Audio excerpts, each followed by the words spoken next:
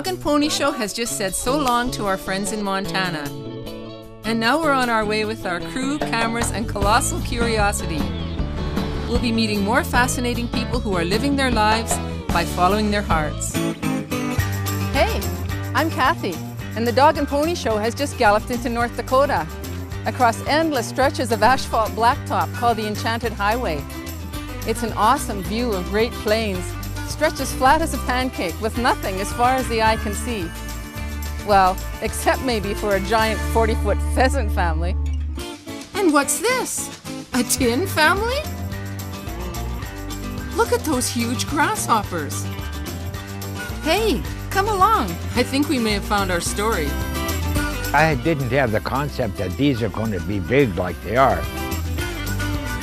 You just don't realize that people are that interested in metal objects. It's wonderful. I truly believe it's one of the top, I'd say 10 stories in the whole world as far as great people that have served North Dakota. Good, I'm glad you came. Thank you, thank you. Enjoy the sculptures. It's a story about how one man saved his hometown. It's the story of Gary Greff and the Enchanted Highway. We just read the name on a map, and then it turns out to be these huge, enormous, unbelievable sculptures. We've been talking about this for a couple of years, so we're going to ride through it down the old Enchanted Highway and see the new additions to the highway.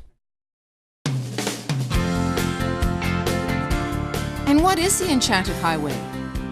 It's a strip of blacktop that stretches 33 miles from the interstate to the small town of Regent, North Dakota.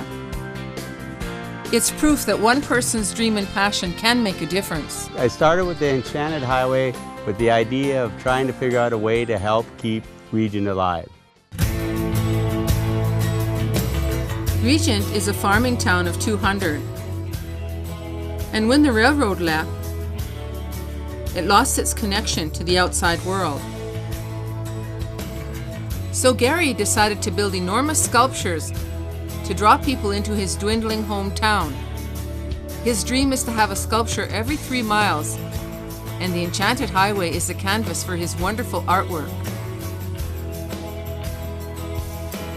So far, he's created 7 magical works of art, mostly out of scrap metal. Each sculpture I wanted to be a unique art form.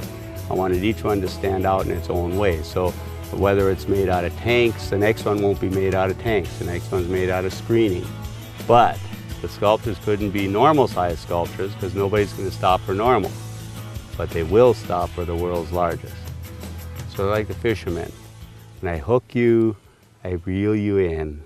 And I kept coming down the road, and that's why I want 11 sculptures, one every 3 miles, to bring you into Regent, North Dakota. He's a very eccentric individual. People told him he was crazy, that he belonged in the nut house. There's no way he was ever going to get people to donate the land to put these sites on. When you're living in a small town, you get a lot of criticism and people think you're crazy. When he came back here from teaching school, everybody thought, oh, it'll never work, you know, but he's proved a point that it's worked and it's bringing people in, and he's doing a great job. But it wasn't easy. Gary had a successful career as a high school teacher and principal. But he made the decision to trade financial security to follow his heart. When you look at the challenges I faced, I started out with 3 strikes against me to start with. First of all, I had never taken an art course in my life. Second of all, I'd never laid a bead of weld in my life. And third thing is basically I gave up a good paying job to start something I'd never ever had any experience in. Enjoy the sculptures. If you enjoy them, tell somebody about them.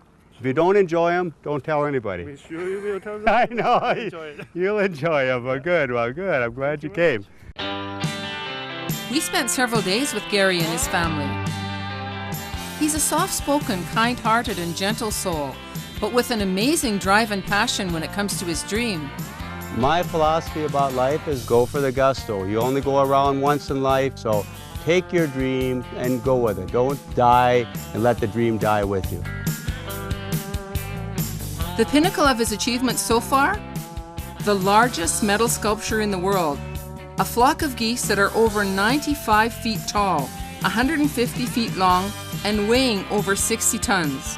When the record keepers at Guinness heard about Gary's geese, those big birds landed right in their book. Gary's dream has indeed flourished. It's revived Regent and rallied his family and community. But more than breathing life into Regent, Gary's dream has done what many great dreams have done. It's touched people's hearts. Many people are fascinated by a man's dream that he could come and make this a realization. Some people find it soulful, and they're almost the same way I was. Where's this passion? How can I get it? It's almost a refreshment to them, a rejuvenation for them. I had one gentleman that came through that basically made a comment, and I guess I'll never forget it. He said, if I would have died before I saw these sculptures, I would have died a poorer man. And that made me go, okay, it must be worth it, and the sculptures are worth doing. Oh, good, good, good. Am I having fun? You better believe I'm having fun. If I wasn't having fun, I wouldn't be doing it. What a beautiful time we've had here with Gary Greff, his family, and the wonderful people of Regent, North Dakota. But now it's time for the Dog and Pony Show to say goodbye to the Enchanted Highway and all its wonderful sculptures. Here in the Great Plains, Gary's great gift is anything but plain. Stay tuned and stay with us for our next stop, and keep those dreams alive. Stepping out